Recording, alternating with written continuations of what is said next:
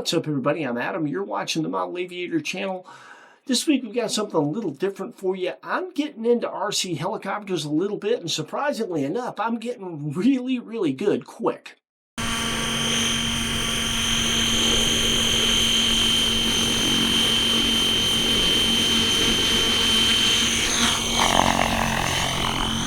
See, I told you I was getting good fast. Okay, that's complete bull. That was totally not me. That was my buddy Steve Eldred. He is a sponsored RC 3D helicopter pilot, and he is phenomenal. He's been sponsored for over 2 decades now. And we're going to be sure and include a bonus flight at the end of this video with Steve showing off in a low head speed, really smooth aerobatic demonstration with a Tron dynamic. You don't want to miss that. But the truth is, while I am an airplane guy at heart and always will be, I have taken a bit of an interest in RC helicopters. You may have noticed that we did a review on an RC Era Huey a while back. We've got another RC Era. This is the MD500. Looking forward to showing you what this thing can do. I like it better than Huey, to be quite honest. But this video is about the helicopter that got us started.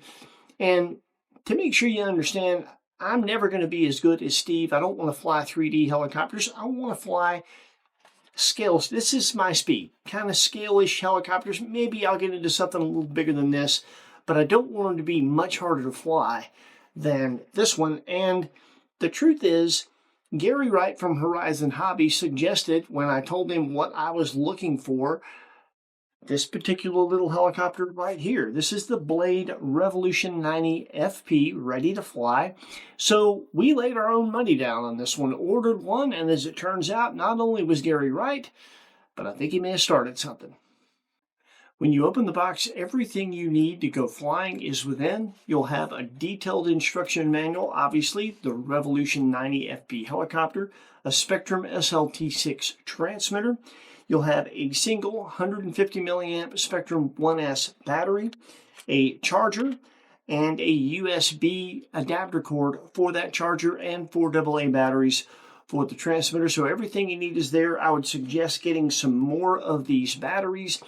And if you have some of these on hand that have Velcro on them for flying ultra-micro airplanes or something like that, you're not going to be able to use these with this helicopter. You need the batteries without the Velcro because the slot that you slide the batteries into is a very tight fit.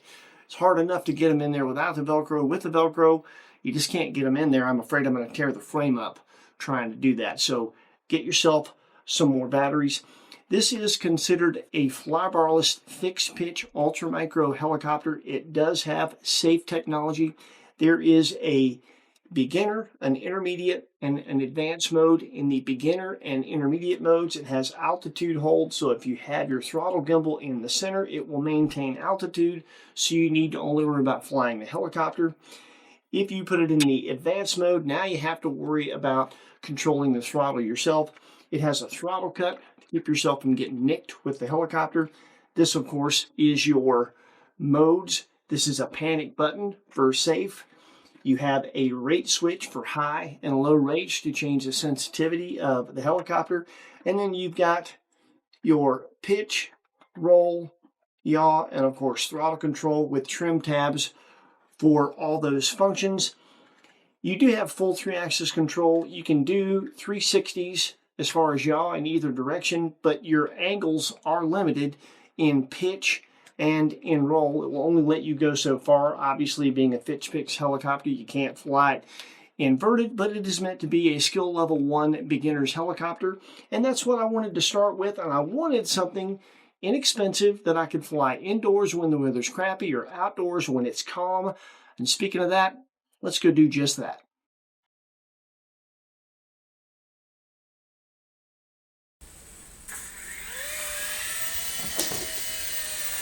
The noise you just heard was Piper the dog getting off the couch. She does not like this thing.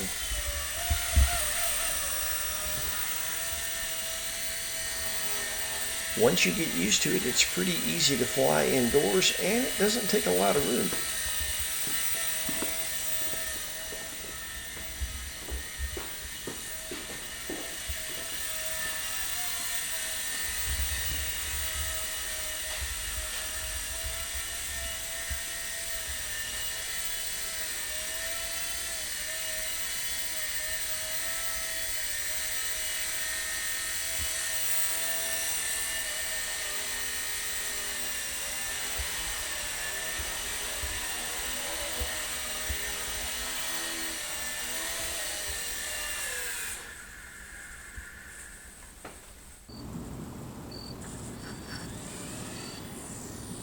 Here we're flying at a local middle school. You'll have to bear with all of the outdoors footage of this little helicopter. It's so small, the camera had a hard time staying focused on it, and Heidi had a hard time staying with it. So this is pretty heavily edited. We did our best.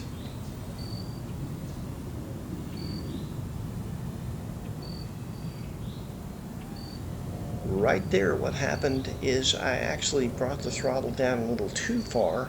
And when you do that, it stops and falls, but if you get back in the throttle, it will catch itself.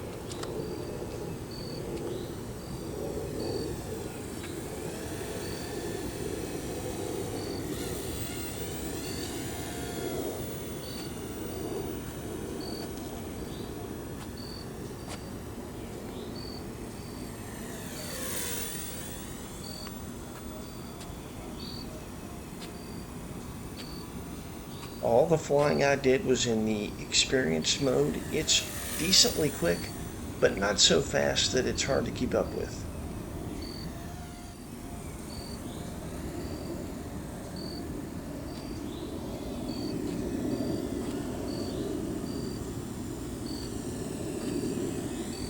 At this venue, the wind was blowing probably 2 to 4 miles an hour, so even though it's small, it did all right. And here we're flying in our neighborhood a little bit. This is my buddy Ryan's front yard.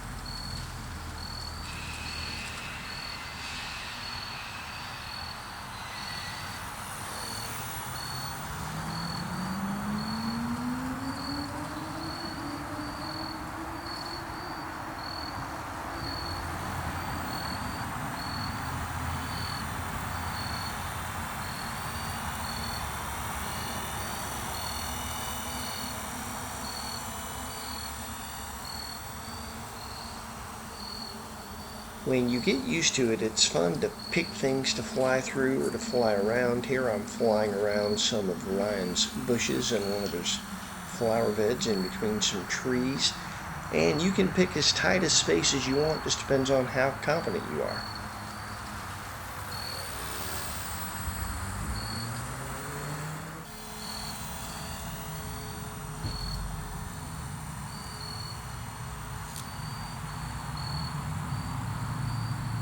You can't see the light in this footage, but it goes from green to flashing red when you're almost out of battery, and right there it ran out. Just made it.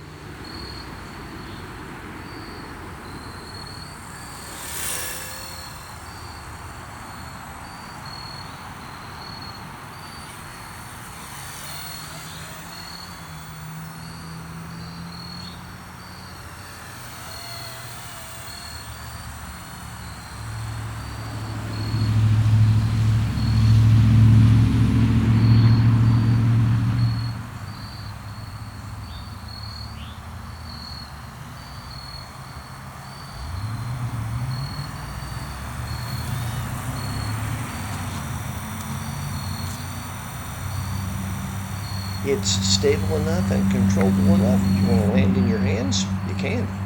Not bad. I have to say, I have a great time flying this little helicopter. And when I first got it, I thought, man, it's going to be too simple to really be fun to somebody at my experience level. But that hasn't turned out to be the case. I actually have a great time with this. And the fact that it is simple and easy to fly is something that I kind of like. A couple things that I didn't mention about this one. The first thing is it has brushed motors, and they are the most quiet brush motors I think I've ever heard in anything. This thing has almost no noise signature. And it is completely remote ID exempt because it's well under the 250 gram limit for that here in the States, which means you can fly this thing just about anywhere and you're not going to be disturbing anybody. Now, of course, you can fly it in your house once you get used to it. So if the weather sucks outside, that is pretty convenient. You got something you can play with indoors. And if you're running into something, it's so light, it's hard to break. It won't break anything if you hit stuff. And if you do manage to break it, it is from Horizon Hobby, which means it's got excellent parts support. So you'll be able to get parts for this, very low part count, very easy to fix if you need to fix it. It is $119.99 with everything you get, plus one other thing. It comes with an installation guide and a STEM key for the Real Flight Trainer Edition trial version. And that actually enables you, if you've never flown anything RC, to play around on a simulator for a little bit before you actually fly the helicopter. So that is very helpful. And this SLT transmitter actually works for that as well as the helicopter. So it is really a nice piece of kit for the price for people of all experience levels. And even at my experience level, this has started something. I'm getting other helicopters and starting to find my way around having some fun with some simple stuff that I never thought I'd be flying. So damn you, Gary. Anyway, if you'd like to add one of these to your hangar, we'll put a link in the description where you can do just that. When you use that link, we get a little bit of support. And when you support our channel, Heidi and I appreciate it. Thank you very much.